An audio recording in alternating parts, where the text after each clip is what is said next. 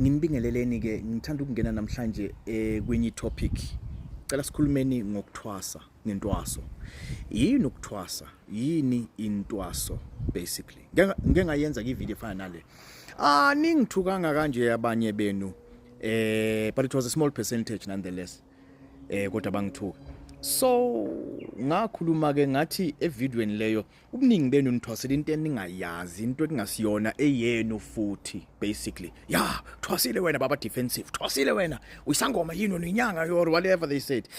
Right, angisona isangoma ngisiyona inyanga. I'm none of the above basically. Kodwa ke nginayo into yami ethanda ukuba phecelezi. Angiyithwaselanga ke in the way ocabanga ukuthi ngithwasela kodwa ngithwasile indlela thizeni, right? So ngizokwenzela example ngami. Eyami into ingama number. Ubani okwamuzwa eTikTok ekhuluma ngama number nje at all umuntu omnyama elapha ngama number. So ngizothwasisa ubani mina ukuthi akekho umuntu oyiyaziyo lento engifundiswa yona. And bakhona abayiphikisayo lento, yeah, there is nothing like a self initiate, there's nothing like, okay kulungile mhlawumbe nginiphikisa kodwa if there is no self initiate, isanu sokuqala sithasobani, inyanga yokuqala ithwasobani sangoma or whatever else you have, abokuqala bathwasiswa wobani? If you can answer me that, then there is no self initiate. But as it stands, I'm a self-initiate. And in actual fact, I didn't have an initiation process. So I'm not even a self-initiate. Ngiyilento engiyona. Right? So uma lento yamanamba ngiqala ukuyibona ngami, ngalendlela eniyibona ngayo, because eyama ifane abanye. In actual fact abantu abayenzayo kakhulu kazabelungu, but niyabona ukuthi eyami inobu spirituality akusile yala estradeni nyifnyef le khona. Sorry, but you know, sorry kubiza ngenyifnyef, but in absence of the right word, you know, ihlukile yami, in a depth, in a something. So ngiyifundiswa ubani ke mina if akekho oke wayenza, if okay mhlawumbe ayikuthi akekho oke wayenza, if akekho enimaziyo nina oyenzayo. So who's there to teach me? So some of us are self-initiates, or what you call self-initiates, because we are either trailblazers or pathfinders. We find our own paths in this whole thing. But I guess ingene ke kulento yentwaso. Right. And another thing, ngicela ukunoona le video izoba long. So if wena awuna attention span along, or if awuna stamina spiritually, or ujwayela ama video omdanso, usungaya kuwo ke uyivalele. Bye bye. Akusale laba abafuna ukusala. Thank you. Right, ake singeneni ke endabeni yokuthwasa. Ukuthwasa, more than you being educated about something, more than imfundiso oyitholayo from whoever or wena abantu bakini abakufundisa yona, more than ukuthola leyo mfundiso, ukuthwasa, the main thing about ukuthwasa is about the death. Ingakho ngesizulu intwaso include imvuma, or the whole process is leading you ukuvuma lokuyakufa basically. And ubulawa yini? Amanzi. Ingakho intwaso yenziwa kuphi? Emanzini. But nabazalwane bayapi mabefuna ukuba born again? Emanzini. So ukufa siya understand ukuthi kusemanzini 100%. But here's the problem ke ngentwaso noma ngoba born again benu. Right. In actual fact, mhlambe kuzomela ngiyenze enye video about being born again, because uma umuntu ezwa ngentwaso lo born again uyaye angayibukeli le. So nabo ngizobenzela, right? But ngizofaka konke lokho. So what's happening here? Uma uvuma ukufa, siya understand ukuthi ukufa lokhu involve amanzi. But now siyemanzini a physical, which is the wrong thing. Siyemanzini ekuguthi ayidamu, ahumfula, or siyawakha amanzi emasontweni, abanye bayawakha amanzi bawathandazele so banibhabhadisela khona la esontweni, amanye amasonto ayaye emfuleni, and so on and so forth. Abanye ke baya olwandle, right? But let me show you into esiyenza wrong noma into erongo lapho. Uma ungena la emhlabeni, ungene in the physical, right? So you have to be a physical being. This is why ungene physical nawe. Right. So amanzi azokufaka azokubulala angithi uphuma from the spirit. Amanzi azokubulala in the spirit, azokuvusa in the physical. Imaphi amanzi a physical. Why? Usungena esigabeni esi-physical. Right. But manje ubu-physical bakho mawusowuhamba la emhlabeni buyashabalala, buyasala rather. Right? And then uhamba unjani uspiritual. Because vele esize ngaye yilo ospiritual. Kusho ukuthi kumele senzele yena indaba yokuthi akwazi ukuthi uma umzimba usala akwazi ukuhamba kahle ngale simnikeze ama message nama instructions wokuphumelela ngale ngaphesheya. Oh okay, why kumele aphumelele ngale ngaphesheya? Because akumelanga abe yileli yadlozi elihlupha izingane zakhe ukuthi hey ngicela ningihlabele ini because I can't cross over, ngicela ningihlabele ini because khona into engifuna ukuyibona, ngicela ningihlabele ini khona imessage engifuna ukuyilanda ngale nto eningihlabela yona. And if you didn't know, yes, uyakwazi ukubona ngesilwane, uyakwazi ukulanda izinto ngesilwane nokuhambisa izinto ngesilwane. If you don't know, I'm just letting you know. Right. So yingakho spiritually izilwane zine spiritual attachment nomsebenzi wazo. Yingakho siyibiza umsebenzi leyanto. So isilwane siyakwazi ukulanda imessage ngale ngaphesheya siyilethe ngapha. So mase siyilethe ngapha because the spirit does not belong in the physical world. Le message yakwazi ukufinyelela le spirit mase siyihlabele whatever. And then uyakwazi ukuthola imessage ukuthi kumele enze njani ke in this realm kuze akwazi ukujombela ngale. Ingakho becela nina back. Right. So yini kumele uyenze? Kumele ufe kahle, right? But it's not a physical death, it's a physiological death. Masikhuluma nge-physiology, sikhuluma it's a psychometric death, it's a psychological death, it's a behavioral death, it is an emotional death. It is also, there are aspects of the physical body that needs to die as well, basically. So it includes those 5 things. If izimoge ezikhona, it's fine, mhlampe zingena under these topics, but again, these are the main topics engizaziyo ezi5. So kukhona into kumele uyibulale ngokwenyama noma ngokwe-understanding yeyinamba zakho. Yingakho mawuza kumina ngiyacalculatela bese ngiyakutshela ukuthi uzeleni la emhlabeni. Therefore this gives you your weaknesses, your strength. Manje ngabukela wonke ama video wami nizowazi ama weakness wenu, mhlawumbe ngeke niwazi wonke. Uma niwafuna wonke ke nizoza kumina. Take the number in my bio uzozazi. Right.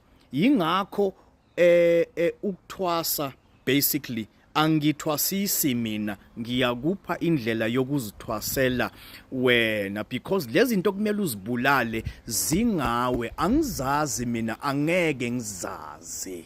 So umthwasisa kanjani umuntu ongamazi, ongazazi kuqala ukuthi uthwaselani? Right. So ugobela wakho uzokuthwasisa amathambo kanti wena into yakho ayikho emathanjeni. Igift yakho has nothing to do namathambo. So uyaphi kuloyo gobela basically? Uyothwasa into ekungase yakho. Yingakho abanye benu niyazazi nithwasile maniqeda ukuthwasa kwabheda kwavaleka noma whatever the case might have been.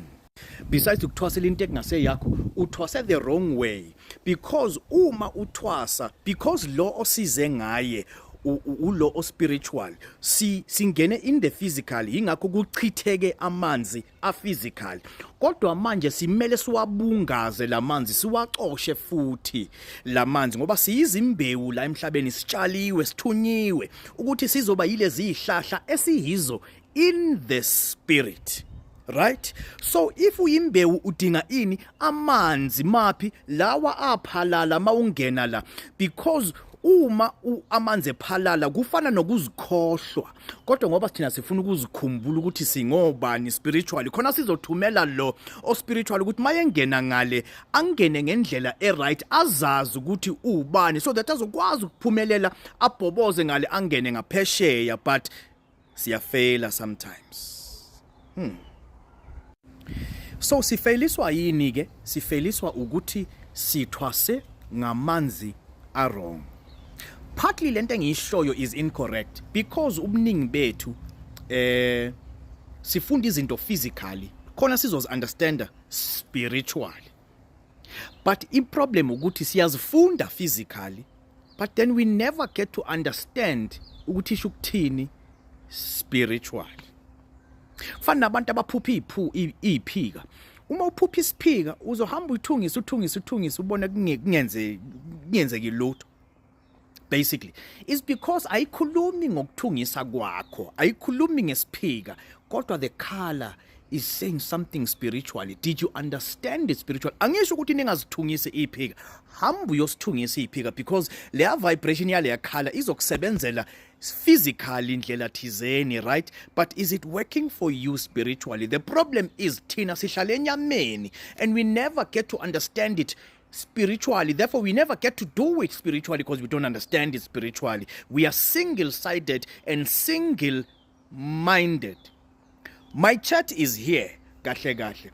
If ukungcola kwakho ku spiritual angeke ukuhlanze ngamanzi a physical. So if ukungcola kwakho ku spiritual kuzovela physically because I physicality is isithombe sokuthi unjani spiritual. So uma lento uyicleana spiritual izohamba physically because insusa yayo yonke into is spiritual because everything that is physical comes from that which is spiritual. So ngenxa yethu yokuhlala enyameni sifaka amabhizi siyothungisa izinto senzeni athini lama beats spiritually. What you do on the left you need to do on the right, but because you've been doing things on the left, do you understand what it means for the right hand side? Basically, why are we single-sided? Why are we single-minded? So what I'm eating my chat is here. Uma wena ungayothwasa physically kulungile, but understand ukuthi wena ngoba bathi uyothwasa endaweni ethize physically, if ibona ngempela hopefully akusiyimi engikubambe ngomoya ngoba ngiyakwazi nami ukubamba ngomoya, right?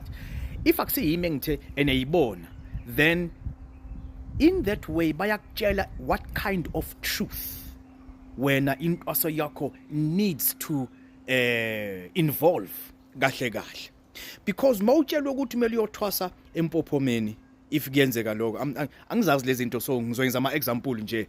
If kumele uyothwasa empophomeni, if umunye kumele uyothwasa emfuleni, if umunye kumele uyothwasa edamini, if umunye kumele uyothwasa olwandle, those are four different kinds of truths basically. And mawungangizwa ke kulungile woza kumina, take the number in my bio, uzo understand ukuthi ngikhuluma ngani mangithi four kinds of truths. But anyway,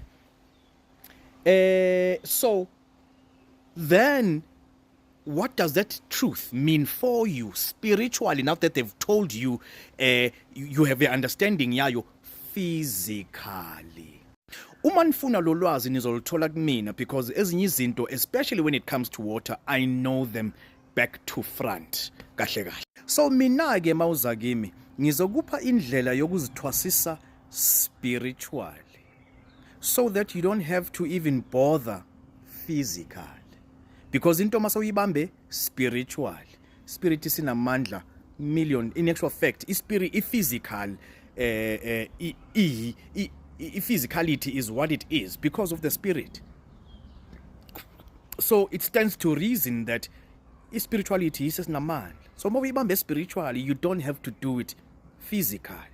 So because noma usufa physically vele inyama isisala, angisakhulumi ngabo psychometric ntontoni labe ngibabalile ekuqaleni, uma umzimba ususala la emhlabeni, then lo of physical useyikhumbulile ngoba usekhumbule leli qiniso, usethole lamanzi awadingayo. And emonga understand indaba yamanzi, ngicela ubukele le video, I think 2 videos from this one ukuyenzansi ebhale 7:16:25 something what but 7:16:25 the last one engiyenzile yabo 7:16:25. Mawufuna ukwazi indaba yamanzi notswayi nalento bengikhuluma ngayo just now, uzozazi ukuthi indaba yokukhohlwa ngeyokukhumbula ithini basically.